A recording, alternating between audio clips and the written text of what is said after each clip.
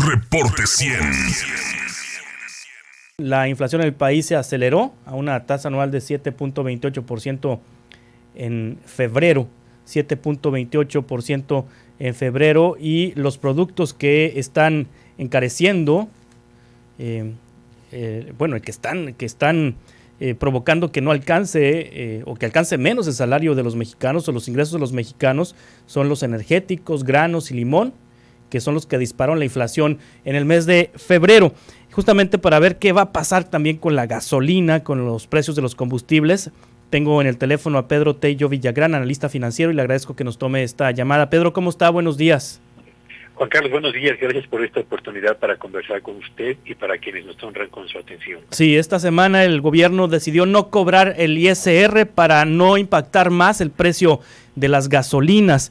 Y bueno, también al mismo tiempo se da a conocer este dato de la inflación de febrero que algunos analistas dicen todavía no tiene relación con lo de la guerra, que hay que esperar a que esto ya se refleje en las próximas semanas, lo de la guerra, es decir, que se puede poner la situación más complicada, Pedro.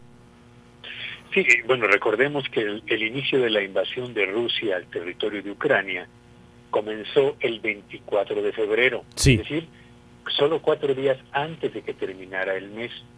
El dato de inflación que dio a conocer el INEGI correspondiente a febrero solamente incorpora el impacto de los 4 primeros días de una conflagración local que ha tenido un impacto a escala mundial por cuanto al disparo en el precio de los hidrocarburos, petróleo, pero también de todos los derivados del petróleo, también de alimentos y granos básicos que son indispensables para la alimentación a escala mundial, y qué decir de minerales que también se utilizan mucho en las actividades industriales. Así que la inflación de febrero, que fue del 0.83% solo en el mes y de 7.28% en el acumulado febrero del año pasado contra febrero del presente, representa, yo diría, que el inicio del despegue de los precios o de la carestía en México, que ojalá, y quiero subrayarlo, ojalá alcance su mayor nivel en marzo y no se vaya prolongando varios meses más,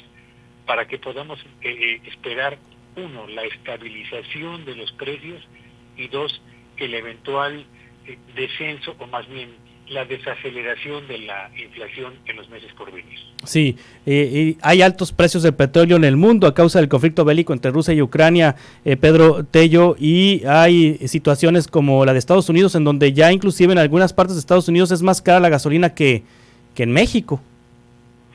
Bueno, sí, por supuesto que sí. Para que la gente que nos escuche lo entienda, México, a pesar de que es un exportador de petróleo en el mundo, es al mismo tiempo un importador de petróleo ligero o de mayor calidad del que producimos aquí. México además importa gasolinas para atender la demanda que se tiene en el territorio nacional, pero también traemos del exterior diésel, que es importante para el traslado de productos de los centros de fabricación a los centros de consumo, turbocina, que emplean las aeronaves para el traslado de pasajeros, pero al mismo tiempo para el transporte de carga, gas natural que no producimos internamente y que es indispensable para la industria alimentaria, para la industria química, para la industria del acero, gas LP, que se consume en 8 de cada 10 hogares mexicanos, también lo traemos del exterior. Y solamente la suma de gasolina, diésel, turbocina, gas natural, gas LP y, diría yo, productos petroquímicos derivados del petróleo que no son combustibles, pero que son insumos básicos para la actividad industrial, para la producción de fertilizantes, para la industria del plástico, para la industria farmacéutica, para la industria de los cosméticos, etcétera. Solamente el año pasado, la suma de petroquímicos más los combustibles que ya he señalado representaron para nuestro país pagar más de 50,000 millones de dólares para traerlos y cubrir la demanda nacional. Ahora, imagine usted, el año pasado el petróleo no andaba por arriba de los $100 el barril, como ya lo está en este momento, ni las gasolinas, ni el diésel, ni la turbocina, ni el gas natural, ni el gas LP habían escalado a los precios que en este momento prevalecen. Así que lo que estamos viviendo es el impacto de un conflicto local que disparó el precio de los hidrocarburos y de todos sus derivados a niveles sin precedentes. Pero como los países en conflagración también son importantes productores de granos, y esto ha provocado que su oferta o su contribución a la atención y a la cobertura de la demanda de granos a escala mundial descienda, pues también los precios de los insumos y de los alimentos se han disparado.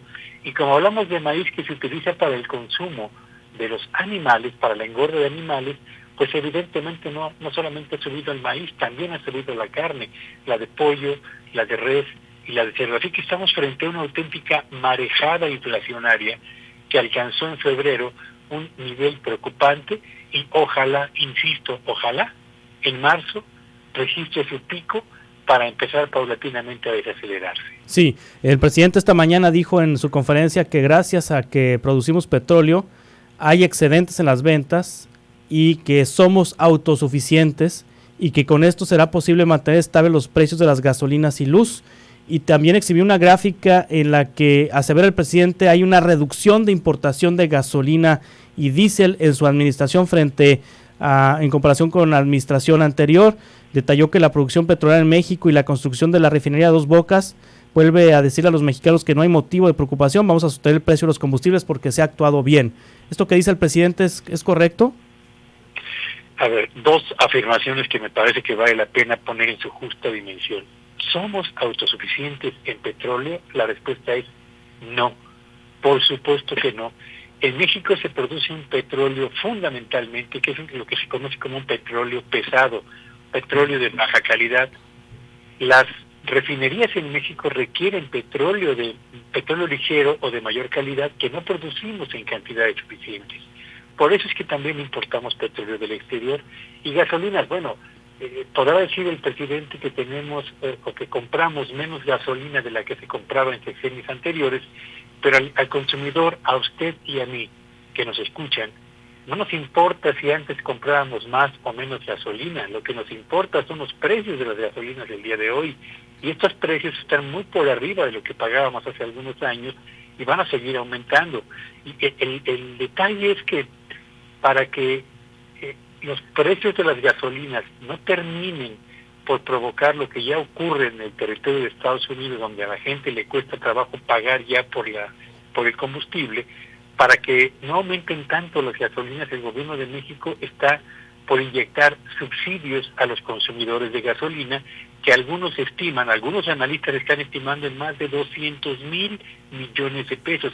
Es una cifra verdaderamente monstruosa. Y yo pregunto, y quiero terminar esta reflexión con esta pregunta, ¿no valdría la pena más que esos 200,000 millones de pesos se invirtieran en las escuelas de tiempo completo o en alimentación de niños o en la adecuación del sistema de salud o en el combate a la pobreza o en la mejoría de la infraestructura educativa de nuestro país?